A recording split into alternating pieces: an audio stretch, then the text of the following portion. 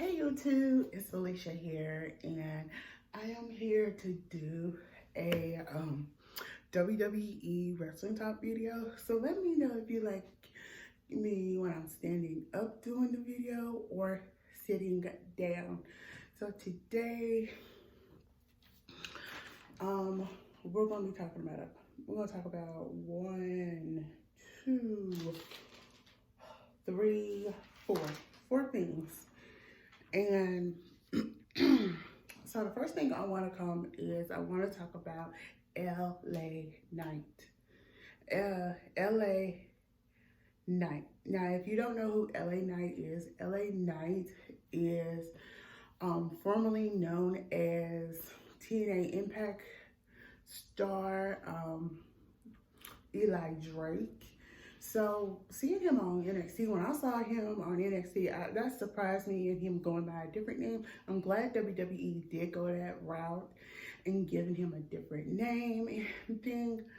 So that surprised me. But the other thing is, I'm not too sure of what his gimmick is, because the one thing I hope WWE be mindful and stay away from is his TNA gimmick. And the reason I say TNA gimmick, if you remember, his TNA gimmick was sort of more similar to the current, the new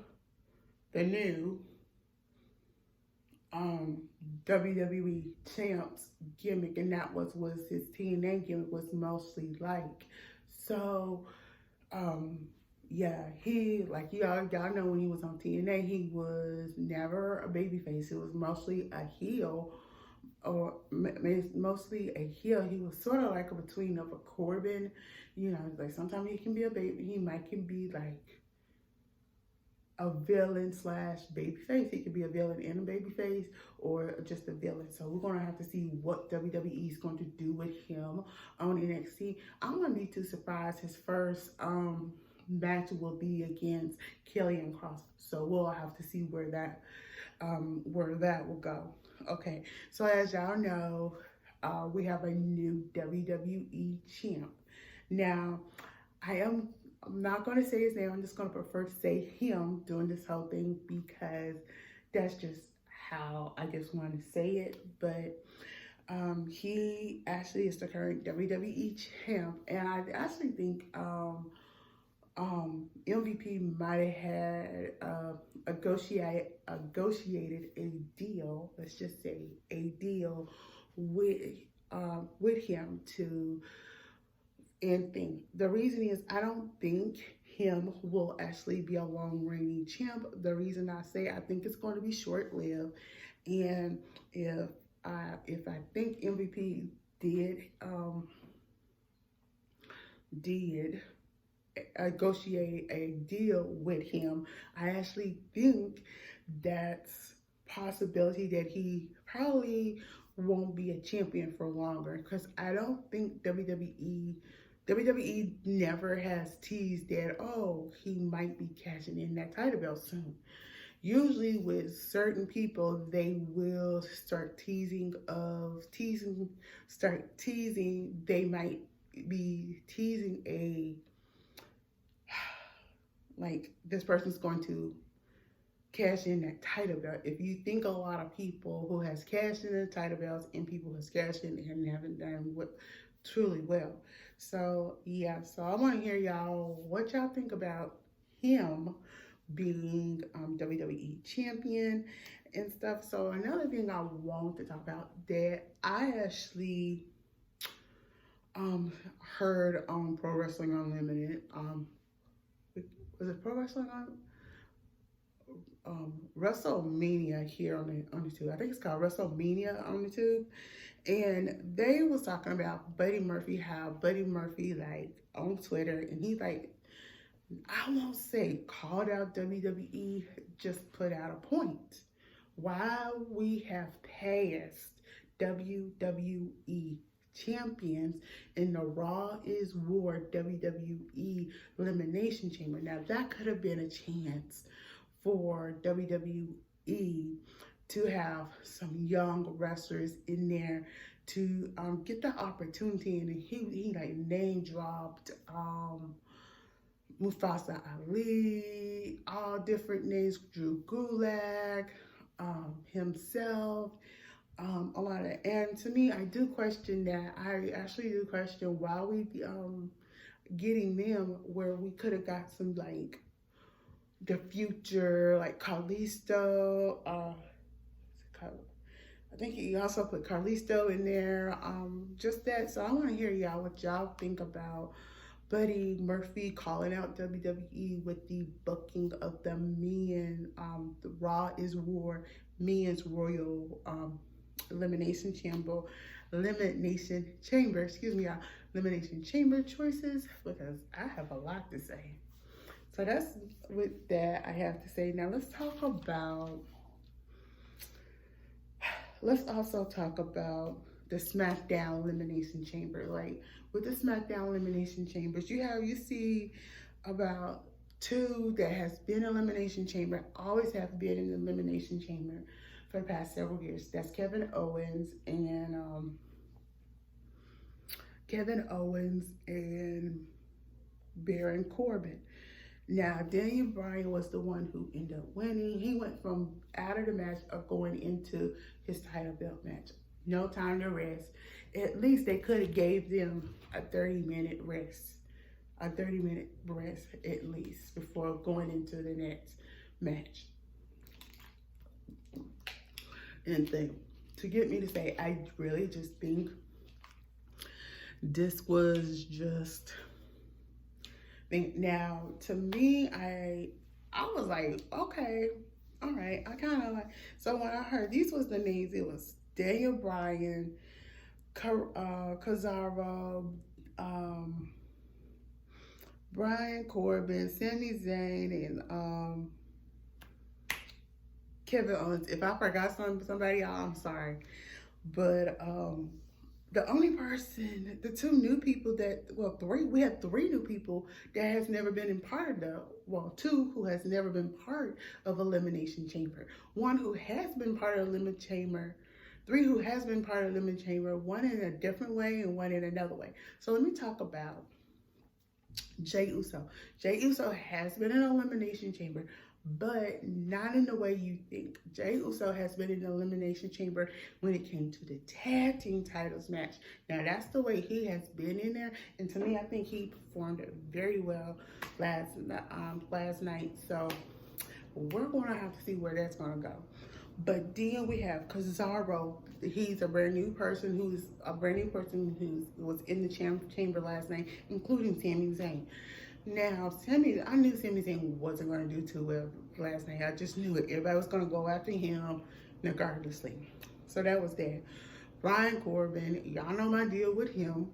I give him respect when it comes to skills, but he's just not my cup of tea. So, yeah. But seeing Daniel Bryan come in and win his 3rd, let's say it, y'all, his 3rd Elimination Chamber. His first time he ever won the Elimination Chamber was back in 2012. Doing that yes moment. Okay, so now let's talk about, we have to talk about this canceled Elimination Chamber match for the Raw Women's match. It was supposed to be Lacey versus Asuka, but due to Lacey being pregnant, they canceled the match. This is just me. Okay, you wait to the last minute to cancel the match, but you waited to the last minute. You still could have gave the people that match, but you could have put somebody else in there. So y'all, I came up with several names that we could have gotten in that replacement from Raw. So y'all, here we go. So the first one I have to mention is Lana. Lana has been doing good this past few weeks. So why would we not want to see Lana again for a title belt opportunity? Why would we not want to see Lana again for another title belt opportunity? It would have worked. Okay, another person would have been her tag team partner, Naomi. Naomi is a former, let's just say, a former SmackDown Women's 2-time Women's Champion. So that would have been a good good scenario, putting her up in there. Let's just say she actually win the title from Asuka. It would have worked. Okay, Mandy Rose, another one. She's a good worker. She has been doing good the last few weeks.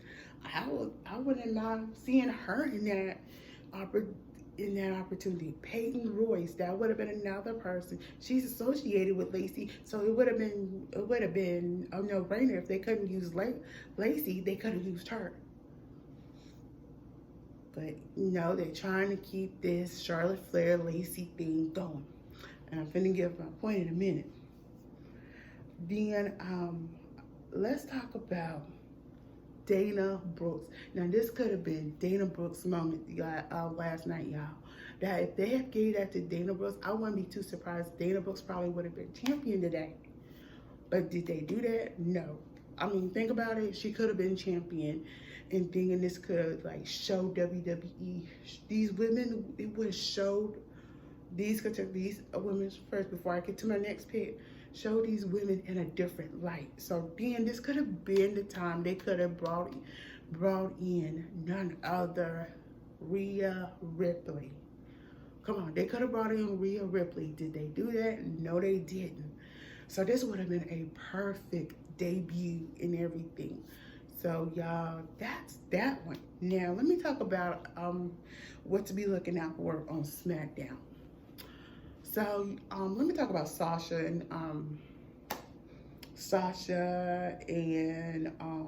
Bianca Belair, Nia and Shayna Baszler. As y'all know, Nia and Shayna Baszler are the champs, and this is something that, and you know, last night those titles was on the line, but you know it was supposed to be Naomi and Lana versus that tag team. Those for those title belts, but they switched it to Bianca and Sasha. You take somebody else's opportunity and give it to somebody else. To me, WWE, this is the reason why we need women writers for that women's division. Y'all get me? This is the reason why we need women for that women's division. I said it in there before. They will know what to do with the women's division the right way. Should we trust some of these male writers over there now? I question some of the writing for the women's division, regardlessly. Okay, to get me to say, you have your champ. You have your champ, who is Sasha Banks. And then you got the Royal Rumble winner lose to Nia and Shayna? No, Okay, if y'all was going to do that, y'all should have made that a non-title belt match and stuff. And it wouldn't have, this match wouldn't have mattered. But it matters because these two lost them. You made Sasha look bad and you made Bianca look bad. The reason I say you made Sasha look bad, Sasha is your SmackDown Women champ. You made her look bad. You made her look weak. But then you have Reginald, who is supposed to be Carmella's flunky, come out there. All of a sudden, he's trying to befriend them and stuff like that. What are you trying to do? Infiltrate to get Carmella another title belt? That's where they need to start bringing Carlisto in and let him be inserted for. Bring Carlisto and the Street Profits in to have these two girls back when it comes to this fool. Okay, so now let me talk about SmackDown right quick, and then we'll be through. Well, we have one more to talk about after that. But I need to talk about Apollo Crews. As y'all know, Apollo Crews the last few years haven't been featured that much, and because of that, y'all know here on this channel, I lift up Apollo Crews, saying how I feel like Apollo Crews should be featured more. He should be a top superstar. Half of y'all be like, oh, we agree with you, Leash, but when y'all are on Twitter, y'all have a different opinion. To get me to say he does deserve more. So when I see him go from this face, I don't know if he a face or not, but a face turn going from a face to now a heel. I love it. I love this. This is the Apollo Crews we should have seen from the beginning of his career. We should have seen this. So I wouldn't be too surprised. He could be a potential threat. I will say this. He's a potential threat to 2 title belts. He's a potential threat to Big E's Intercontinental title belt. And he's a potential threat to Roman Reigns title belt as well. Now, if they, with Apollo Crews, if they treat him, he's on SmackDown. So if he's on SmackDown, give him that Bobby Lashley treatment. That's what I'm saying. Give Apollo Crews that Bobby Lashley treatment. So y'all, let me hear what you got to say about that. Okay, last but not least, let me talk about Natty and Tamina. I actually liked it. I liked that Friday match with Natty and Tamina versus, and I'm gonna say, versus the Riot Squad.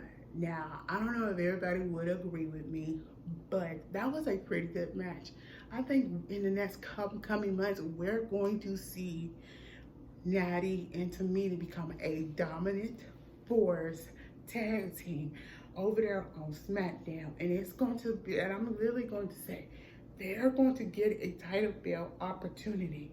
And I'm going to ask y'all, y'all know once before I always say something about legend daughters. We got 2 legends daughters. What would we call them? What would be their